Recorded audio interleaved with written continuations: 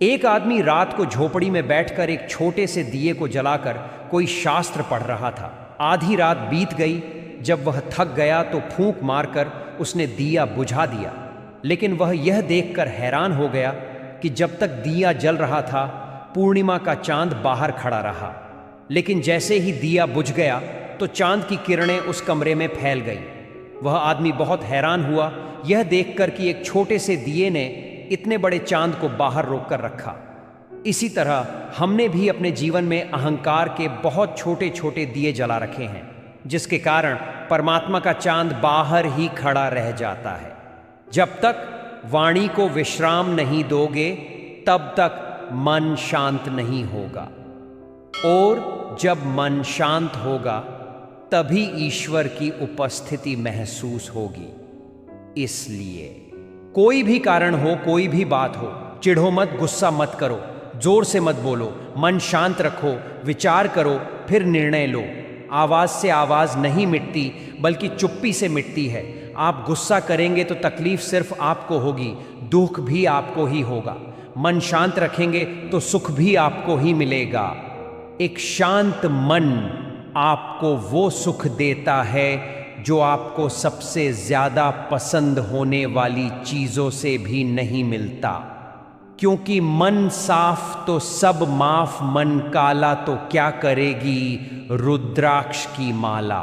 मन और मकान को वक्त वक्त पर साफ करना बहुत जरूरी है, क्योंकि मकान में बेमतलब सामान और मन में बेमतलब गलत फहमियां भर जाती हैं।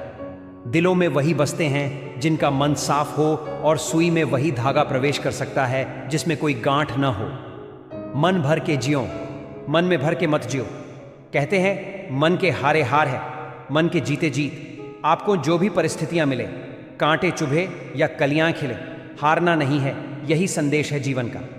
मन शांत और साफ सुथरा है तो सुख है, नहीं तो दुख ही दुख है।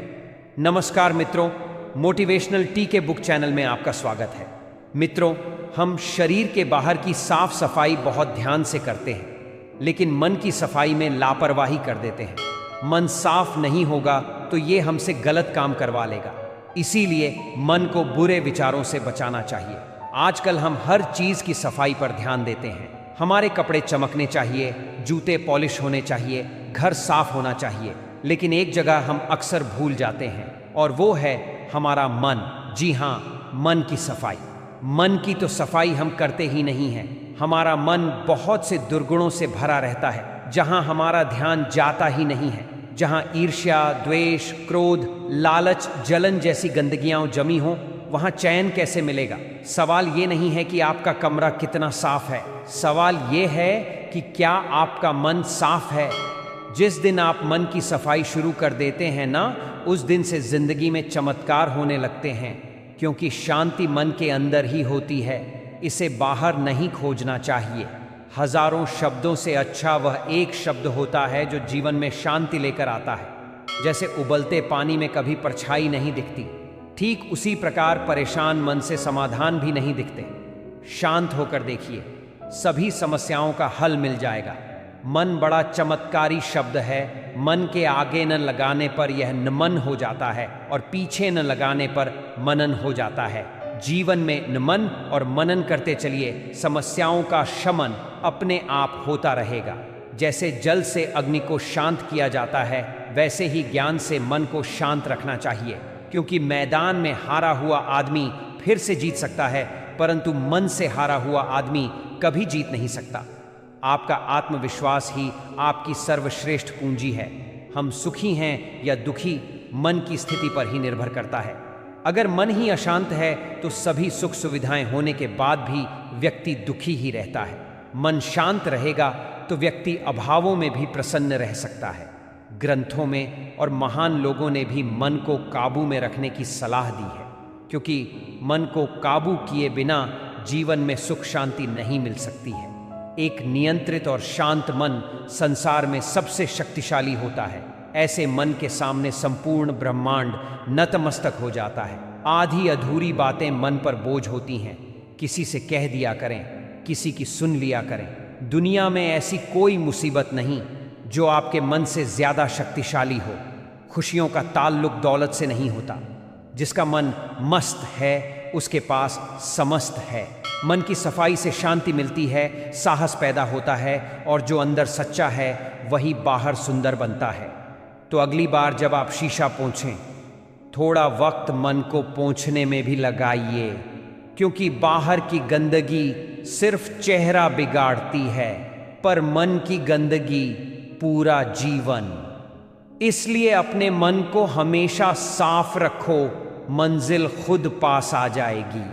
टेंशन कम हो जाएगा, रिश्ते खुद ब खुद सुधरने लग जाएंगे, नींद अच्छी आएगी और दिल से एक आवाज आएगी, अब मैं हल्का हूं। धन से नहीं मन से अमीर बने, क्योंकि मंदिरों में स्वर्ण कलश भले लगे हो, लेकिन नतमस्तक तो पत्थर की सीढ़ियों पर ही होना पड़ता है। मित्रों, हमेशा अपने मन को साफ रखें। हमारे देश में जो बड़े बड़े महापुरुष हुए हैं, जिनका नाम आज भी बहुत गर्व से लिया जाता है, उन्हीं में से एक महापुरुष रामकृष्ण परमहंस, इनका एक किस्सा सुनाता हूं मैं आपको। रामकृष्ण परमहंस कैसे अपने मन को साफ रखते थे। वीडियो में बने रहे। रामकृष्ण परमहंस बहुत अलग स्वभाव के संत थे। वे जो भी काम करते चिंता मुक्त होकर करते थे। बातचीत करते करते रोने लगते, कभी खड़े होकर नाचने लगते, देवी की मूर्ति के सामने खड़े खड़े बेहोश हो जाते थे। परमहंस जी के शिष्य जानते थे कि उनके गुरु जो भी काम करेंगे निराले ढंग से ही करेंगे, लेकिन वे एक काम बहुत डूबकर और ध्यान से करते थे। वह काम था अपना लोटा मांजने का। परमहंस जी के पास एक लोटा था जिसका उपयोग निजी कामों के लिए करते थे। वे इस लोटे को दिन में 3 से 4 बार मांजते थे। रात में सोने से पहले और सुबह उठने के बाद वे लोटा साफ करना भूलते नहीं थे। वे लोटे को साधारण ढंग से नहीं, बल्कि बहुत गहराई से रगड़ रगड़ कर साफ करते थे। अंगूठे से लोटे को अंदर बाहर से चमका देते थे। शिष्य रोज ये काम करते हुए परमहंस जी को देखते थे। उन्हें आश्चर्य होता था कि परमहंस जी इस काम को इतना डूबकर क्यों करते हैं। लोटा तो कोई भी मांज सकता है, वे खुद ये काम इस तरह से क्यों करते हैं। एक दिन शिष्यों ने अपने गुरु से पूछा, आप लोटे को इतनी तन्मयता से क्यों धोते हैं? क्या इसके पीछे कोई राज है? क्या ये जादुई लोटा है? परमहंस जी ने मुस्कान के साथ कहा, सच बात है, ये जादुई लोटा है। मैं जब इस लोटे को साफ करता हूं तो ये मानकर करता हूं कि ये मेरा मन है। इस लोटे पर दिन भर में कई बार धूल जमती है। ठीक इसी तरह हमारे मन पर भी हर पल गंदगी जमा होती रहती है। इस लोटे को इतनी अच्छी तरह मांजता हूं तो ये मुझे सीख देता है कि हमारे मन को भी इसी तरह साफ करते रहना चाहिए। हर पल इस मन पर गंदगी जमती रहती है और अगर आप एक बार भी चूक गए तो ये मन आपसे गलत काम करवा लेगा। इस उदाहरण से हमें यही समझाया जा रहा है कि हमें अपने मन को हर पल बुराइयों से बचाना चाहिए। अगर मन साफ नहीं करेंगे तो ये हमसे गलत काम करवा लेगा। साफ सफाई के काम से ये संदेश लेना चाहिए कि हमें शरीर को बाहर से ही नहीं बल्कि अंदर से साफ रखना चाहिए। मित्रों, इस उदाहरण को समझिए और हमेशा अपने मन को साफ रखिए। धन्यवाद मुझे अंत तक सुनने के लिए।